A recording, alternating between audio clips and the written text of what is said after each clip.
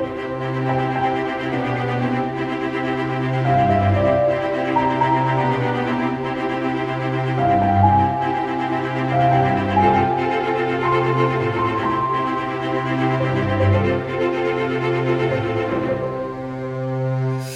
everyone and welcome back to Superboy Beyond, and we have another commentary for you today. This is Season 2, Episode 22, The Haunting of Andy McAlister, which is an episode that I've not seen for quite some time, but it's one of your favourites, isn't it, of the Andy ones? Of the Andy ones, yeah. I mean, he doesn't come across as a complete jerk in it, although he is being a little bit ridiculous. Yeah. And, you know, we have a real soft spot for episodes that actually take the time to develop Andy's character. You know, when we did Programmed for Death not too long ago, we absolutely ended, like, I didn't remember that episode being very good. I ended up really liking it a lot. Yeah. So I'm wondering if that's going to happen again here, because I don't really have any strong memories of this episode one way or the other. Yeah. The only other two episodes that really develop his character at all are the two Dracula episodes, which we are saving for Halloween. Yes. Which isn't too far off now. So, you know, when we get to October, all 4 videos in October will be vaguely horror related, you know. They won't necessarily all be Superboy. Maybe 3 of them will be Superboy and 1 of them will be one of our Beyond commentaries. Yeah. Not sure what we'll watch for that necessarily. There's bound to be something we can find to watch that's slightly Halloween based. Maybe we'll watch like a horror movie or something. Well, I got a collection of good ones, so yeah. Maybe I'll show you one that you've never seen, which is I don't know how many British viewers we actually have, but I'm a big fan of. There's a comedy movie series called the Carry On Films, and it's literally, I think they had something stupid like 32 movies in this series, and they retained the same actors for the vast majority of them, which is, you know, you don't see that very often anymore. But they did one movie that was called Carry On Screaming, and it was basically them doing sort of their take of like a parody of the Hammer horror films, which are famously the Christopher Lee and the Peter Cushing horror films, where they were Dracula and Van Helsing. right. Like, you know, the Hammer horror films are pretty popular, and this is one of my favourite of the Carry On films. It could be quite a fun one to watch, and Right. yeah, it's vaguely based on House of Wax, if you've ever seen that. It's sort of a parody of that. Yeah, it's kind of a parody of that, although I don't think they did it on purpose. I think it was one of the things where it just kind of happened. But then again, the filmmakers would say that if they're trying not to be sued for outright ripping off another movie. You know, and the filmmakers of this series weren't exactly known for their, what's the word, ethics. Anyway, getting off topic, so maybe that's something we'll do for October. If there are any British viewers watching and you are fans of the Carry On films, maybe just let us know in the comments if that's something you'd be interested in watching. But yeah. Oh, and the star of it, by the way, is the guy that played the son in Steptoe and Son. If you've ever seen that. I have not. Right. I think it was the basis for Sanford and Son. It's the original British version. Okay. Yeah. Anyway, let's get into this commentary. This is, again, Season 2, Episode 22. And if this is your first time watching alongside us, you won't be hearing any audio from the episode, but there will be a very heavily filtered version of the episode playing in the middle up there. This is purely so you can keep in sync with us. The fact that you can't hear the audio and the fact that it is so heavily filtered just kind of goes some way to prove that we're not attempting just to upload pirated copies of the episodes to YouTube. But yeah, get your own copy of the show to watch alongside us. We'll count you in with a 3, 2, 1 play, and as long as you hit play when we do, you'll be watching alongside. It'll be a full uncut reaction. So get ready. 3, 2, 1, play. So yeah, since there aren't very many Andy-centric episodes, and you know, maybe it's an ongoing theme with our channel lately, because for a long time we pretty much just said, yeah, we don't really like Andy particularly. I'm kind of looking for some redemption for that character, because I'm sure I'm being too harsh when I, you know. I kind of know that we are being a bit harsh. I mean, we know that Elon doesn't like talking about being on the show. That's true. And when we are criticizing the character, we are just criticizing the character. Elan Mitchell-Smith does an absolutely fantastic job, and I can't imagine anybody else really from this era playing the character quite as well as he does. Like, he's spot on for playing the part they wanted him to play. But, yeah. I wish he had more affection for it. Yeah. Let's say. Because let's face it, I think Superboy fans have a lot of affection for him for being in it. It's funny seeing Lana driving something other than her Jeep. I was just going to say that. Why is she not in the Jeep? I'm guessing it's... Is it Andy's car? Have we ever seen that Andy has a car? Yeah, it's his Cadillac. I could never remember seeing Andy driving at all. Although, actually, I guess he did drive Bizarro to the costume party. Was that in this car? And yes. Was that this car? There we go. Completely slipped my mind, but there we are. I knew I'd remember eventually. I do like his sunglasses. I miss the old coloured reflective lenses on sunglasses. You don't see them as often now. So this episode is written by Andrew Helfer and Mike Carlin. Yeah. And when we get to the McAlister estate and we find out, a little bit about his family history, I think this is their way of doing the whole haunting of the Winchester mansion story. Because again, we find out that Andy's family is, or was, big on, manufacturing of firearms back in the 1800s. I think you're right. I think it probably was a reference to that. I can't imagine it being a coincidence. At some point, if we have Mike or Andrew on the show, we'll have to ask them. But I'm pretty certain their answer is, yeah, we did that on purpose. Plus the fact that the house has all these intricate rooms that go nowhere, or you open a door. Isn't that part of the legend of the Winchester house? Yes. Yeah. I've got to admit, I would love to live in a house like that.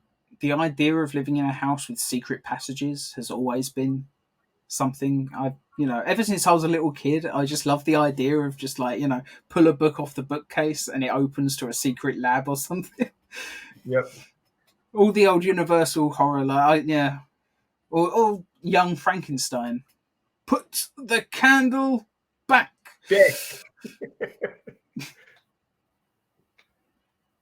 Maybe that could be what we do. And again, Andy is wearing his trench coat from Program for Death. And I said when we watched that episode, I've always liked a trench coat. I've owned several myself. People always think I was copying The Matrix, but to be honest, I was copying Smallville. But then Smallville was copying The Matrix with the long black coat. I'm sure, it wasn't just their version of the resurrection suit. It was definitely inspired by The Matrix in some way. And now Andy's giving the history of the house and all the crazy rooms. See, I would love to live in a house like that.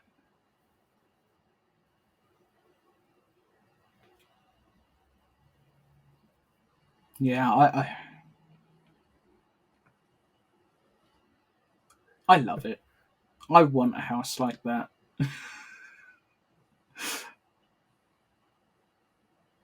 Maybe that means I'm a little crazy as well. We're I not think crazy. I think if I was like stupid wealthy though, I would build a house with just stupid shit in it like that. Yeah. Maybe not that. That seems like a safety hazard.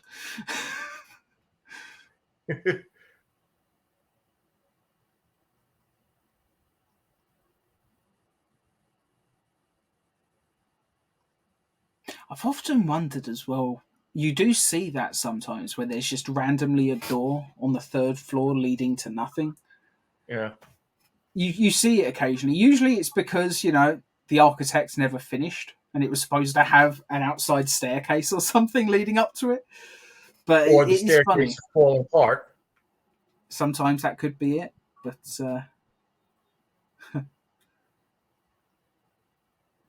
there we go. That's the dream, isn't it? To have a bookcase that has a secret room behind it.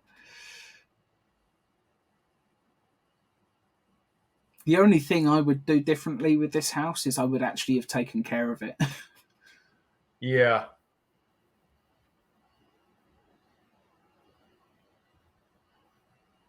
But yeah, having the photo of, his ancestor who's like a sheriff or something, he's holding a rifle.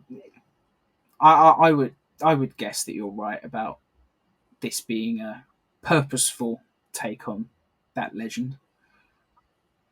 Yeah. Plus the fact that, it's the McAlister rifle brand. Yeah.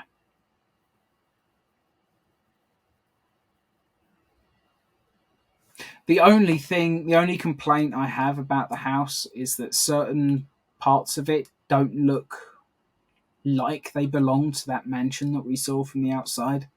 You'd expect it to be a little bit. You'd expect the internal like architecture to be a little bit grander, especially for the period that it was supposedly built. This looks a little bit too modern. Yeah.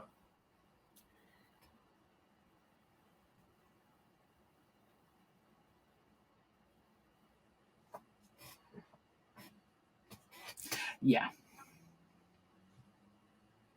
I would say the odds of this not being purposeful as a Winchester take are very slim, This it has to be, right?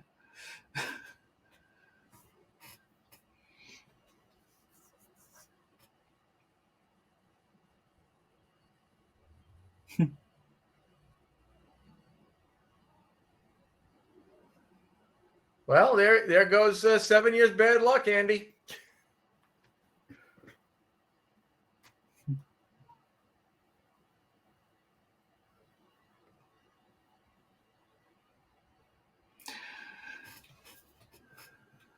I do like a haunting story. Maybe we should have saved this one for October as well, but I don't know. I felt like watching it now.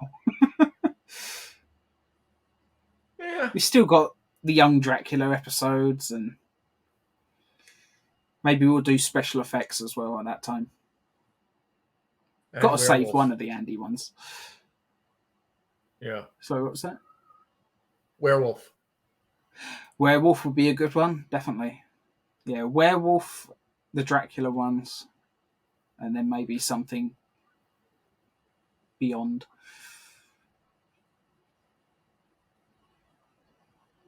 It's funny, I've seen some set photos from this exact shot, even. The makeup looks so much better in the photos than it does in the episode. Yeah. Maybe it's just because it's compressed so much you can't see the detail on some of the wounds on their faces. Or maybe it's just that blue light that they're sticking on them. Maybe if they didn't have that overexposing the makeup. I don't know. I guess they wanted to make them look otherworldly. And I could swear that the two male ghosts have been in other episodes. Probably.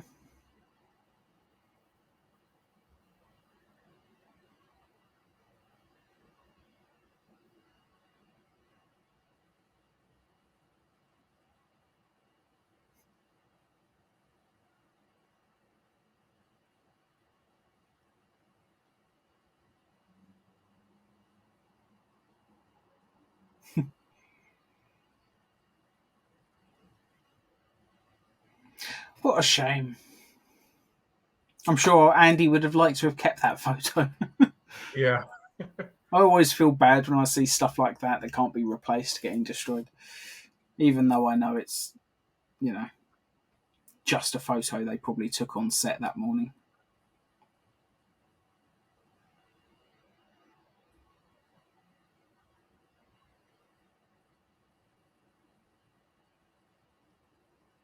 I've got to say as well, this is a pretty interesting thing to do with the whole ghost story. Not just having the ghosts get released, but having the human characters take their place isn't something I've seen elsewhere that I can think of. It probably has been done a bunch of times, but you can tell that the budget wasn't great, but I think this is a pretty cool looking set. There's some actual effort put into this. It's interesting. Yeah, what would have made it a little bit better though is a little bit, like maybe put it in black and white. Yeah. That would have been interesting. Because certain sets, you put it in black and white and you can't really tell how.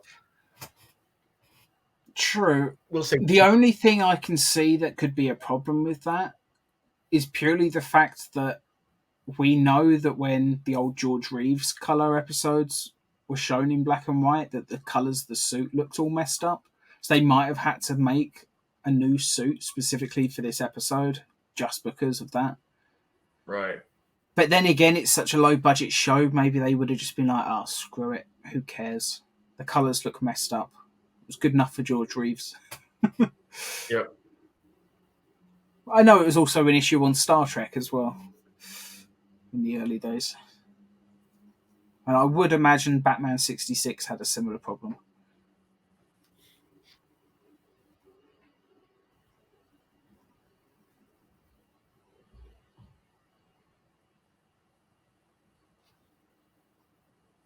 That's right. I forgot how Uncle Nate gets out of the hospital.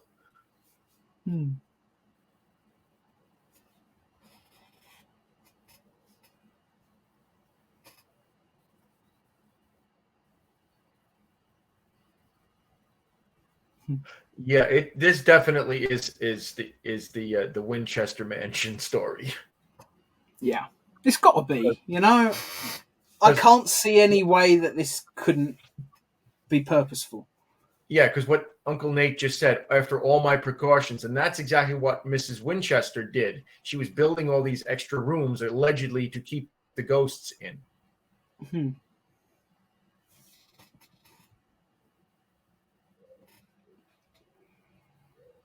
I just love this idea, though, that we don't just have ghosts in our world.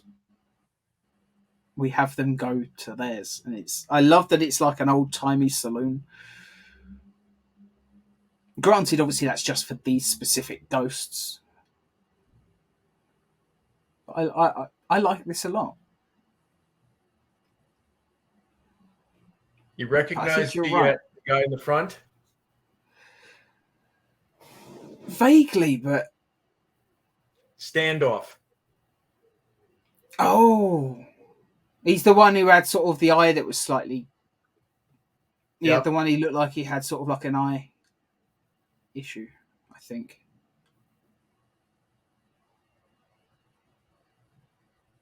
Maybe I'm thinking of a different episode, but... Yeah, he was the lead of the two hostage takers. Yeah, he was the one that wasn't. Yeah, he was the unreasonable one. Yeah, the one that Clark basically reveals his identity to at the end. As if anyone's going to believe him. Yeah.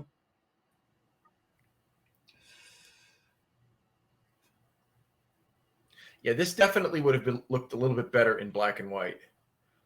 Yeah. Because then it would have given it really an otherworldly look.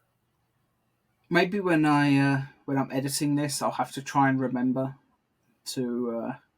Maybe I'll stick on screen just some shots from this episode in black and white, just to show what it might have looked like. I'll see if I remember to do that. Yeah, a little bit of black and white and a little bit more smoke from the smoke machines. Well, I mean, in black and white, that smoke would be highlighted a lot more, I think.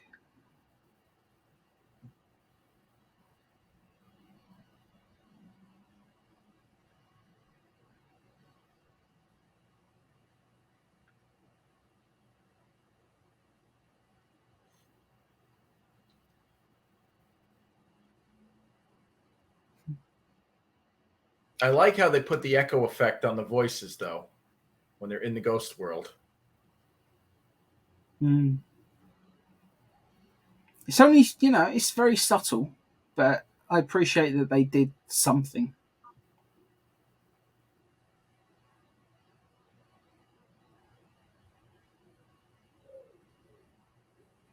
It certainly adds to the, otherworldly atmosphere that they're trying to do. And it does help as well because, we see the limitations of the budget. It had a decent enough budget, this show.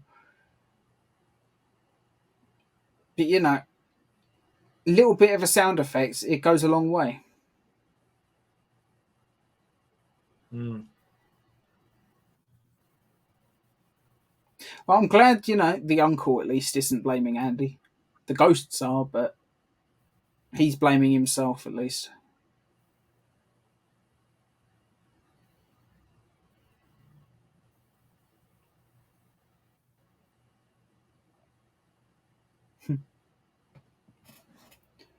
I have to wonder what, you know, I'm gonna feel like William Shatner saying this, but why would ghosts need money?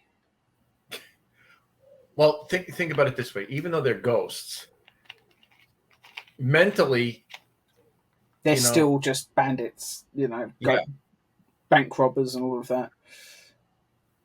It is like why would God need a starship?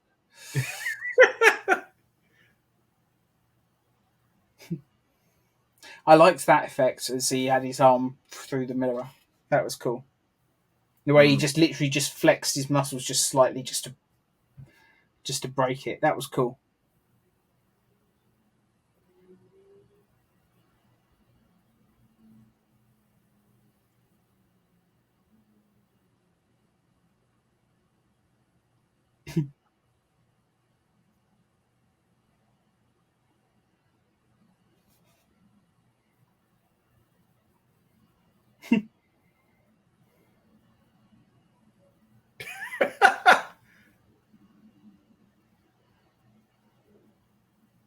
I like that. All they have to do is get back through the portal and the ghosts are sent back.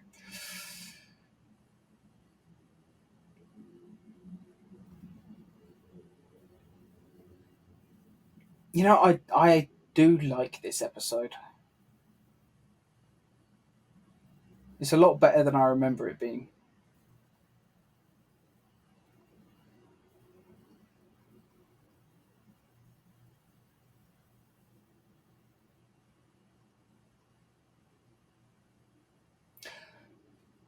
I would have changed that. At least get Superboy's hand in front of the gun. Because the guy had, he's the fastest gun in the West, but Superboy was through the portal and on the ground for at least 2 seconds before he tried to shoot. He's not that quick. I'm sure a showdown at high noon or whatever, he would lose.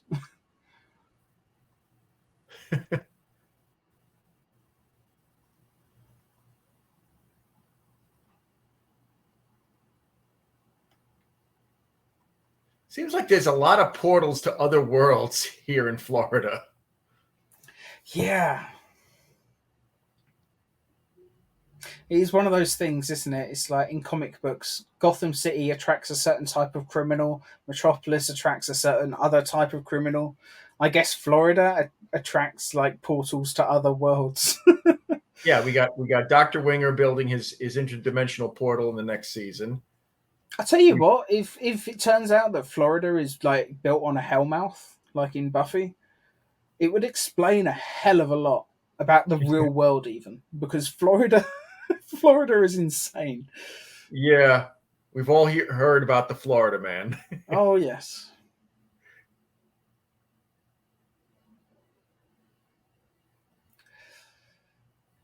Had a little Urkel Clark moment at the end there, but that was Yeah, fine. I don't think it was that bad. And thankfully, Clark was on his own exploring the house for a big part of that episode, so he had no reason to be acting like Urkel. He was just being himself. Um, yeah, yeah, I liked that episode. I thought that was a lot better than I remember. yeah. This one is definitely a lot better than I remembered it being, and it also addresses that one little problem that I had with Nightmare Island. You know, Clark just disappears in Nightmare Island, and then we never hear anything more about him. Mm. Here, he's got a reason. And it's a plausible one. Yeah. And let's face it, yeah, like this house is built like a maze. So he could just have, he could get lost for who knows how long, theoretically. Like Superboy can look through the walls and find his way out, but Clark can't. So it's a good excuse, Yeah. Yeah. I like that episode a lot. Yeah, this is a good episode. I like it. I would give this maybe a 7.5. Yeah. That's about what I was thinking. I don't think it's quite good enough to be an 8, but there is enough stuff in it that I really appreciate. I like the Ghost World sequences. I thought the sets that they built for the Ghost World were pretty cool, actually, for the budget. You can tell that they had limitations, but they used the money they had very effectively. I guess as well, they thought that, the Ghost World stuff is the thing that probably should look the most visually interesting, which might be why the sets of the mansion on the interior that I mentioned before doesn't look quite grand enough for a mansion of that size. It looks like the interior, a lot of the rooms, it could just be a regular house in the suburbs. There was no indication from the inside, like the scale of it, that they were in this grand mansion. But I think that's probably just where they knew they had only a certain amount of money. And out of the two, the mansion or the Ghost World stuff, I would have absolutely put my money into the Ghost World stuff. I think it's absolutely the right call. Yeah, I still would have, if I was filming the episode, I still would have put the Ghost World stuff in black and white, mostly because, that scene where you got the old prospector who comes up and he starts laughing. He's got all this ghostly makeup on him, but you look in his mouth and it's red-blooded mouth. Yeah. So, putting it in black and white would have kind of covered over that. So what brings it down to a 7.5 for me, of course, is, the Ghost World sequence. While it was visually interesting, it didn't look unearthly enough. And making it in black and white would have done that. I think it looked unearthly enough before they went into the saloon set. But once they were in that set, it was basically just a saloon with cobwebs. Yeah. It's the same effect they'd done in the mansion. They just put cobwebs over everything. Yeah. It works well enough, but I don't know. I would have liked something to differentiate it. It could have been cool. Like they're in the saloon set. Maybe you don't even have walls on the set. Just put like one of those black curtains around the entire thing, so it looks like the saloon itself just is surrounded by black void or something. That could have been interesting. Just something to make it a little bit different. They could have even had a couple of picture frames on like fish line or something. So it almost looked like the picture would have been on the wall, but there's no wall there. So now the picture frame's just floating in space. Like that could have been a really cheap way to just increase the otherworldliness of this visually. There's a whole bunch of ways they could have taken it. So I do agree with you there. I think certain elements of the Ghost World stuff didn't quite work. But overall, I really like it. I think before they get into the saloon, I think it works. It's just once they're inside. And you're right. Putting it in black and white, I think, would have solved a lot of those problems because it really would have differentiated it from the colour scenes in the real world. Cutting back and forth, that would have been interesting. what I like about it, as I said, it's an obvious reference to the Winchester legend, you know. Yeah. And if I know Mike Carlin and Andy Helfer, that's probably what they were thinking. Let's. There are so many elements that make it appear like that is what they were going for that I can't imagine it not being their intention. Right. Yeah. So DC is known for doing stories like that where they take something real worldly and just change a few names, change a couple of details, and we're doing the same story. So I think that's what they were doing. They who knows? Maybe in the original script they said it was the Winchester Mansion, and Andy is a distant cousin of the family or something like that. And then maybe they weren't allowed to use the name legally. Yeah, it's fine. I actually prefer that it's not the Winchesters. I prefer that it is the McAlister rifle because obviously it's not the real world, it's the DC world, and I guess in that universe instead of Winchester they're McAlister. Right. It's fine. But yeah, overall 7.5 I think is fair for this episode. I don't think it's a bad one, but it's not roads not taken either, so I think we're being quite fair with it. This is a good episode. I do think it is one that's worth people's time watching, and it is one of the better Andy episodes as well because he has a little bit more to do, even though he's not it's not the same kind of development that he had in Program for Death, but it's at least it's still something. I think Program for Death is still the best episode for Andy's character development, but this is up there. I would agree with you on that. Although the beginning sequence with him, and Clark in, young Dracula does show a lot of development on him because, he starts off in that episode as being a complete and total self-centered jerk. And then when, Clark saves his life, he's like, here I was talking about my shirt and you saved my life. So that shows a little bit of growth right there. We don't really usually see that from Andy. True. And, come October, we're going to be doing a commentary on that episode. It would be interesting if maybe those are... I don't know. It depends how many commentaries we get done between now and then. But it will be one of the last episodes that I think Andy had any major character development in. So that will be quite a special commentary for us, I imagine, because we've done all of the other big episodes that he was in. Yeah, both Dracula episodes, he has a lot of development. I mean, he's more in the Run Dracula Run second part, than he is in the first one. Yeah. Because he actually gets to be a part of the action in that one. Yeah, so that's going to be fun. Come October, I think those are going to be some quite special commentaries just purely because they're the last episodes where Andy has something major to do. So yeah, look out for that when the time comes. Thank you all so much for watching this commentary. I hope you've enjoyed watching alongside us, and goodbye. And we may as well just go straight into the next one. So if you want to introduce switch out the discs. Let me pause the recording quickly.